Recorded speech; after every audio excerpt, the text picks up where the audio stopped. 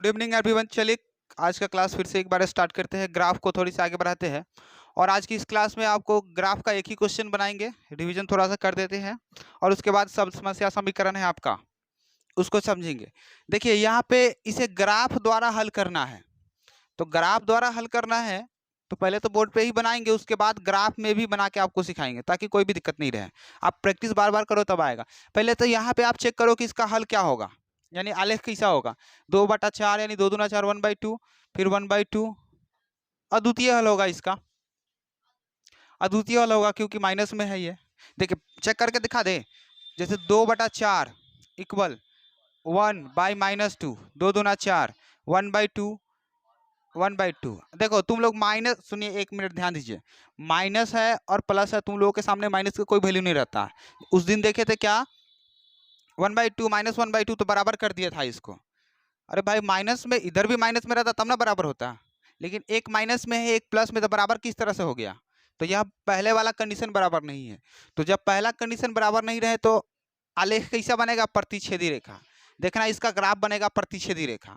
दिमाग में तो पहले ही पता चल जाएगा कि इसका ग्राफ बनेगा प्रतिच्छेदी रेखा। चलिए इसको मिटाते हैं। अब आप ध्यान दीजिए, यहाँ पे क्या करिए, समीकरण 1 से 1 से बस काम कुछ नहीं करना, आपको ये करना समीकरण 1 से 2x + y = 6। ठीक है, x बराबर अगर आप क्या रखो 0, ठीक है, तो 0 रखेंगे या 1 डाल दे, क्या 0 ही सही है। 0 डालते हैं तो 2 × 0 + y = 6, यानी कि y का वैल्यू 6। अब एक बार 0 रखे हैं x का वैल्यू, तो y का वैल्यू भी आप क्या करो 0 ही डाल दो। ठीक है, दिमाग लगाना कि छोटा ही अंक रहे। y का वैल्यू क्या डालना है 0, तो 2x + 0 = 6, यानी 2x = 6।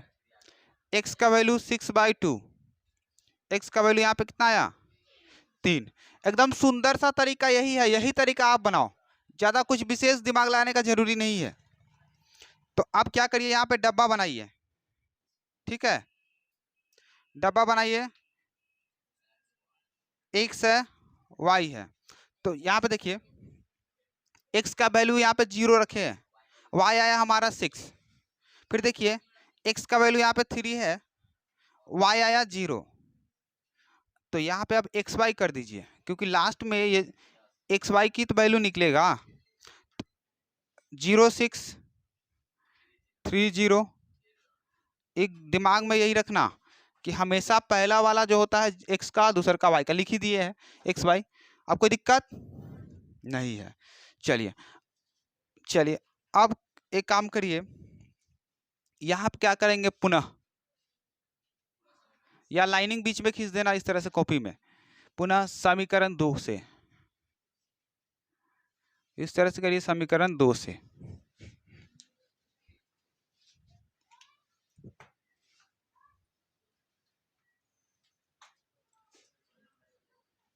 चलिए तो यहाँ पे समीकरण 2 से करना है 4x - 2y = 4। ठीक है, अब इसमें ध्यान लगाइए, y का वैल्यू अगर 0 रखते और सुंदर सा है, x का वैल्यू भी अगर 0 रखते हैं तो और सुंदर आ रहा है। क्या 0 रखेंगे, ये पार्ट 0, तो 2 दूना 4 -2 आएगा, छोटा छोटा आ रहा है कि नहीं आ रहा। तो x का वैल्यू आप इसमें भी 0 डालिए, तो कितना आ जाएगा 4 × 0 - 2y = 4, यानी कि -2y = 4, यानी कि 2 क्या हो जाएगा y = 4/-2, यानी कि y का वैल्यू -2 आ गया। ठीक है, अब क्या करिए, y इक्वल एक बार फिर से 0 डाल दे, क्या 0 डाल देंगे और सुंदर हो जाएगा। y बराबर अगर यहाँ पे क्या करे 0 डाल दिए, ठीक है, इस तरह से कॉमा दे दीजिएगा और सुंदर लगेगा, समझे। ठीक है, y का वैल्यू आप 0 रखते हैं, है बात बंद करिए, y 0 रखते हैं तो 4x - 2 × 0 = 4, ये पार्ट तो पूरा 0 हो जाएगा, तो 4x = 4, यानी x = 4/4, 1 आ गया। अब डब्बा इसके लिए बनाइए, छोटा डब्बा बनाते हैं, ज़्यादा बड़ा ठीक नहीं है। x आ गया, y आ गया। अब यहाँ पे x हमारे पास कितना है 0, y हमारे पास -2 आया, अब y 0 रखे तो x आया 1, तो यहाँ पे भी आप क्या करो एक्स वाई बना दीजिए, ठीक है। यहाँ पे 0 -2 1 0, कोई दिक्कत नहीं आया। तो अब क्या करिए, अब ग्राफ बनाना है आपका। तो अब दोनों मान सारणी तो तैयार है, दोनों मान सारणी तैयार है ना। तो यहाँ पे बिंदु हो जाएगा 0 6, तो बिंदु क्या है देखिए यहाँ पे बिंदु, यानी ए मान लीजिए 0 6, बी मान लेंगे 3 0, सी मान लेंगे 0 -2, डी मान लेंगे 1 0। कोई दिक्कत नहीं होगा। अब ग्राफ बनाते हैं, कॉपी में भी बना के सिखाएंगे। चले ग्राफ में इसको दर्शाते हैं, ज़्यादा कुछ करना नहीं है। जैसे कि मान लीजिए यहाँ पे ए हमारा पॉइंट का है 0 6, तो पहले समझिए ए पहले का होता है एक्स का, दूसर का वाई का। 0 6 है तो देखिए एक्स यहाँ पे 0 पे है और 6 ऊपर जाएगा, ये हो गया क्या हमारा, ए है 0 6, ठीक है। दूसरा है 3 0, तो पहले एक्स का कितना है 3 और 0, 3 और 0 यहीं पे जाएगा 3 0, बी हो गया। तो एक काम क्या करिए, इन दोनों लाइन को खींचना है।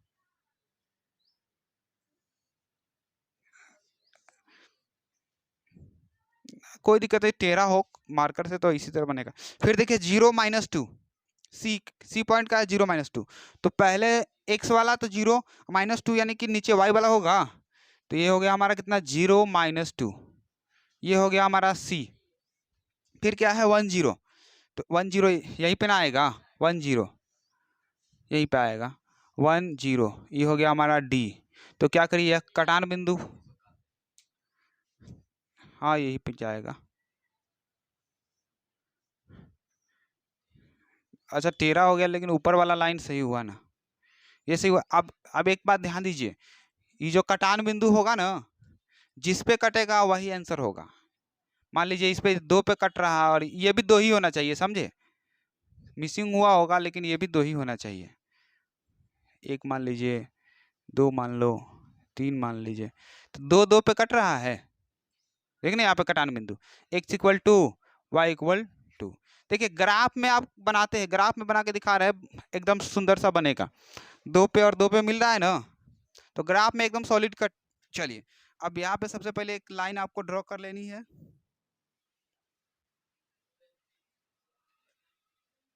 चलिए एक लाइन हो गया,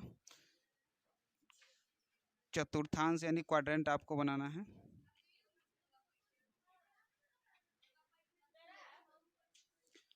अब उसके बाद आप नामाकरण कर लीजिए, 0 1 2 3 4 5 6 7 x डैश, ये x हो गया आपका, y हो गया y एक्सिस, फिर 1 2 3 4 5 6 तक, यानी आपका जो पॉइंट है सबसे ज़्यादा वहीं तक आप लेके रख सकते हो।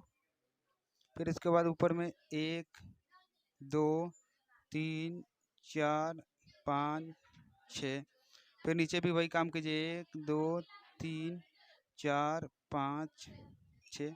अब इसमें क्या करना है, ये दोनों तो माइनस में होती है, माइनस में डालिए इसको। चलिए ये है, अब यहाँ पे माइनस में आ चुके हैं। अब उसके बाद आपको क्या करना है, पॉइंट को देखना है कि क्या पॉइंट है आपका।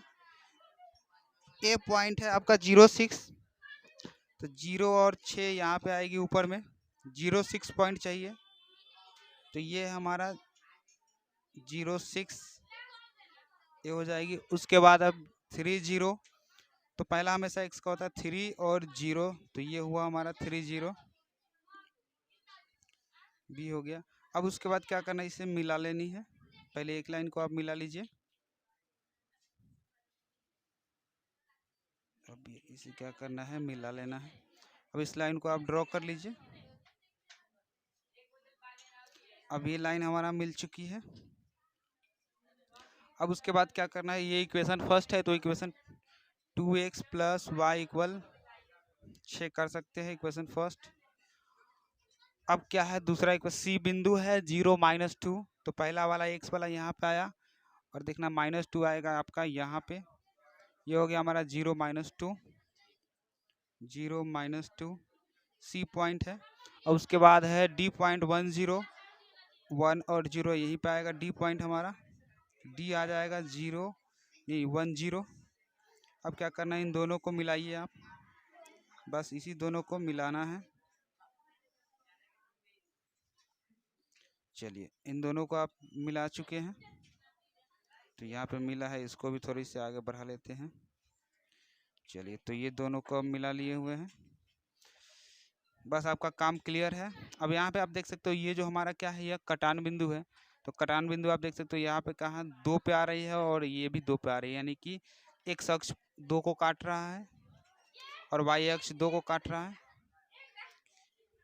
तो यहाँ पे एक्स का वैल्यू 2, वाई का वैल्यू यहाँ पे 2 मिल चुके हैं। तो इस तरह से आप कोई भी ग्राफ बिल्कुल इजीली बना सकते हैं।